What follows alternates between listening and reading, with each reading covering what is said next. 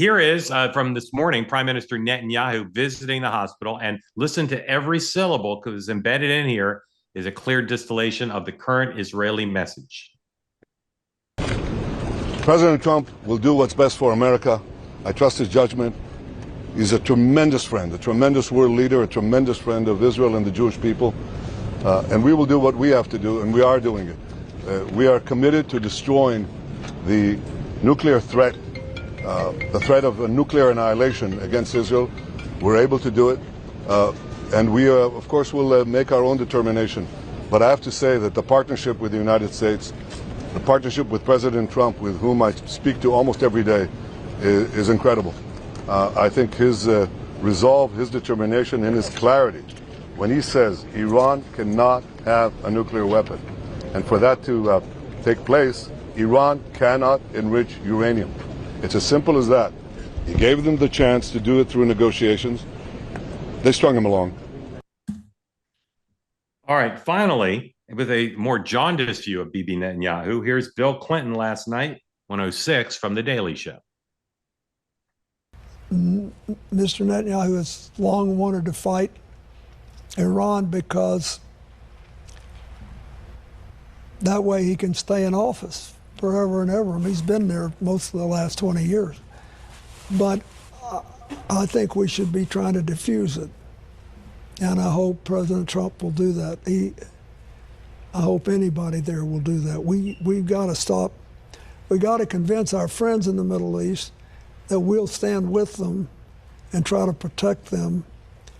But choosing undeclared wars in which the primary victims are civilians who are not politically involved one way or the other, just want to live decent lives, is not a very good solution.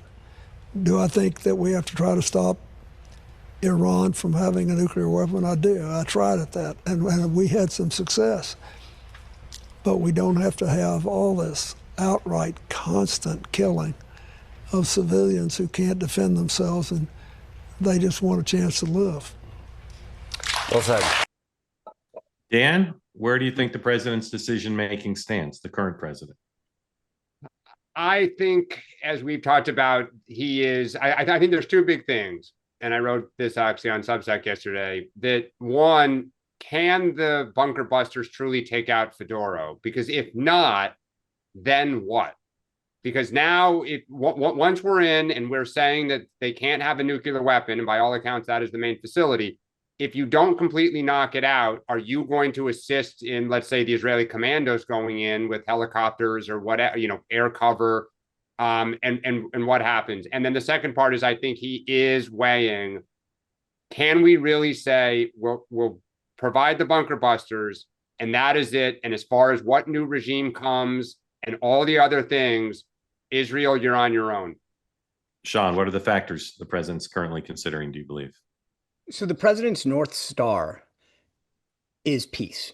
Like, he does not, like, I cannot fully, I don't think people appreciate in private discussions anything that ends up with destruction. He's talking about battle damage assessments, civilian casualties. This is where his head, and in the past, he called off a strike to Iran. I watched him go through this deliberation in Syria in the first term.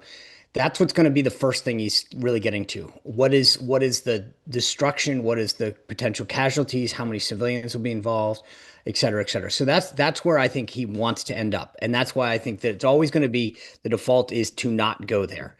So he's got to be convinced and that this is the only solution.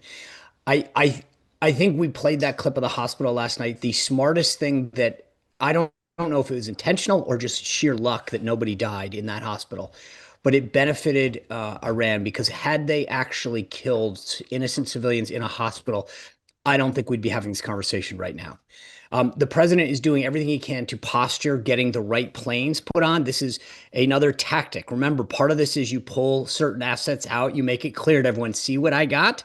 We've done this before in Guam, where we pull certain assets out onto the tarmac, make it very clear, we're fueled, we're ready to go. Don't screw with us. And so in this case, you've started to see at least reports of key assets being ready to go. this is a warning to them to make sure that they understand that the rope is running out and the time is running out. I believe that he is trying to find a way to not go there, and that if Witkoff can come up with something, or they'll at least agree to meet. And the funny thing about the narrative right now is that he's saying they're trying to call me, they want to come to DC, and they're the ones denying it. I think that they're playing on borrowed time right now. I think if his default is to not ultimately bomb them, but if they don't give him a choice, he's going to have to do it. And I think that was what Netanyahu was signaling. I think their patience is going to start running out. Like, we got our foot on their throat. We've got to do this now. Yeah. Here's what I don't understand about the peace track. And I agree with everything you just said, Sean. Previously, with the Obama negotiation and with the Trump negotiations that did not bear fruit, the Israelis have been very against an agreement because they don't believe it serves the interest of Israel. Is Witkoff going to check with the Israelis, or is there going to be a U.S.-Iran deal not blessed by Bibi? Because I can't imagine Bibi blessing any deal.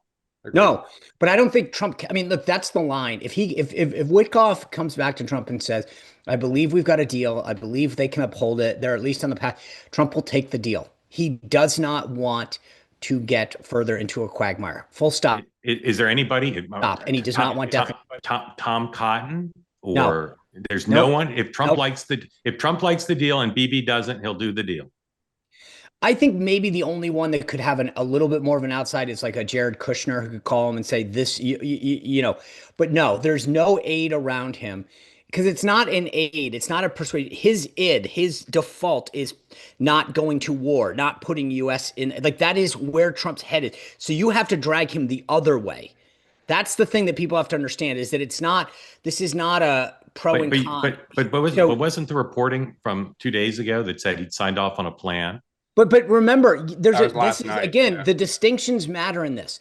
The plan is, and I've watched him do this before. If we go, are you good with this plan? Yes. Okay, so here's what we'll do if we decide. If you give us the green light, then we will do X, Y, and Z. We'll drop this bomb at this place at this time using this ordinance on this platform. That's different than go, right? Yeah. So the plan is signed off on pending the go. That's the key right now. He is not giving that sign. Dan, I find the Israeli hymn book to be hilariously consistent. You watch their spokespeople on American media. They say what Bibi just said. They always start with, this is Thomas Jefferson and FDR and Reagan rolled into one. We're in lockstep with the United States. Thank goodness for President Trump. He's standing up to the Iranians. I don't get, as I said, how did the Israelis react if it's announced that, you know, Witkoff is going to Geneva to meet with the Iranian foreign minister? What does Bibi start to say? Publicly and privately. Well, what does he say and what does he do? Because right now they're bombing day in and day out. So would they stop? Would they say, because remember, the original deal that, like, the U.S. tried to get Iran to do was that the nuclear materials would be shipped out of the country to, I think it was like Saudi Arabia or a third party that would then kind of process it and send it back in for peaceful purposes. And the Israelis were totally against this. They of course. Right. So even if Trump says, fine, I have a deal, can he, Sean, get Netanyahu to stop his military campaign and say, because by the way, both are on record, they cannot have a nuclear bomb. We're leaving intact the nuclear facility. I think there's 0% chance that Bibi would endorse a deal. And I don't 100%. understand. Well, but You're right, yes. How can Trump do a deal now under the current context if Bibi's against it? Because he doesn't. I mean, look. What does he say? What does he say publicly when he's asked? Well, Bibi says this allows Iran to quickly develop a missile and nuclear capability. What does Trump say? I all of a sudden I disagree with Bibi. Yes, he's going to say, I've met with them. They give him a thing. We're going to give him a try. If they cross my line again, I don't think that's going to. That to me has never been an issue. Like, he will literally just say, I disagree. We believe we've got a deal. We talk to them. They think that I'm going to give them a chance to see. And if they don't, that'll be the out. There'll always be a caveat. Yeah.